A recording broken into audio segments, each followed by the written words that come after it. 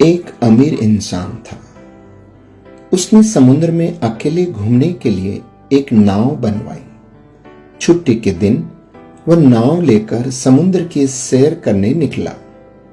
आधे समुद्र तक पहुंचा ही था कि अचानक एक जोरदार तूफान आया। उसकी नाव पूरी तरह से तहस नहस हो गई, लेकिन वह लाइफ जैकेट की मदद से समुद्र में कूद गया। जब तूफान शांत हुआ तब वह तैरता तैरता एक टापू पर पहुंचा, लेकिन वहां भी कोई नहीं था। टापू के चारों ओर समुद्र के अलावा कुछ भी नजर नहीं आ रहा था। उस आदमी ने सोचा कि जब मैंने पूरी जिंदगी में किसी का भी बुरा नहीं किया तो मेरे साथ ऐसा क्यों हुआ। उस इंसान को लगा कि ईश्वर ने मौत से बचाया है तो आगे का रास्ता भी वही बताएगा। धीरे धीरे वह वहां पर उगे झाड़ फल पत्ते खाकर अपने दिन बिताने लगा। अब धीरे धीरे उसकी आस टूटने लगी। ईश्वर पर से उसका यकीन उठने लगा। फिर उसने सोचा कि पूरी जिंदगी यही इस टापू पर ही बितानी है तो क्यों न एक झोंपड़ी बना लूं। फिर उसने झाड़ की डालियों और पत्तों से एक छोटी सी झोंपड़ी बनाई। उसने मन ही मन कहा कि आज से झोंपड़ी में सोने को मिलेगा, आज से बाहर नहीं सोना पड़ेगा। रात हुई कि अचानक मौसम बदला। बिजलियां जोर जोर से कड़कने लगी। तभी अचानक एक बिजली उस झोंपड़ी पर आ गिरी और झोंपड़ी धधकते हुए जलने लगी। यह देखकर वह इंसान टूट गया। आसमान की तरफ देखकर बोला, हे परमात्मा, ये तेरा कैसा इंसाफ है। तूने मुझ पर अपनी रहम की नजर क्यों नहीं की।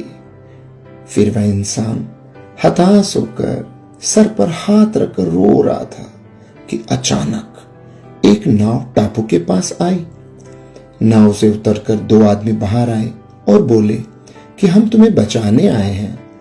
दूर से इस वीरान टापू में जलता हुआ झोंपड़ा देखा तो हमें लगा कि कोई उस टापू पर मुसीबत में है। अगर तुम अपनी झोंपड़ी नहीं जलाते तो हमें पता ही नहीं चलता कि टापू पर कोई है। दोस्तों, उस आदमी की आंखों से आंसू गिरने लगे। उसने ईश्वर से माफी मांगी और बोला कि हे परमात्मा, मुझे क्या पता था कि तूने मुझे बचाने के लिए मेरी झोंपड़ी जलाई थी। यकीनन तू अपने भक्तों का हमेशा ख्याल रखता है। तूने मेरे सब्र का इम्तिहान लिया, लेकिन मैं उसमें फेल हो गया। मुझे माफ कर दीजिए। दोस्तों, ईश्वर अपने भक्तों से दूर नहीं है। उसे सब पता है कि अपने भक्तों को कब और कैसे देना है। उसकी रहमतों की बरसात तो हर पल हर घड़ी 24 घंटे हो रही है। बस कमी है तो हमारे विश्वास की। हमारा विश्वास ही है जो डगमगा जाता है। जब एक सांसारिक पिता ही अपने बच्चे को दुख तकलीफों में नहीं देख सकता तो जिस पिता ने इस सृष्टि की रचना की है वो भला कैसे अपने बच्चों को बीच मझधार में छोड़ सकता है। प्रेमियों, दिन चाहे सुख के हों या दुख के, प्रभु अपने भक्तों के साथ हमेशा रहता है। राधे राधे।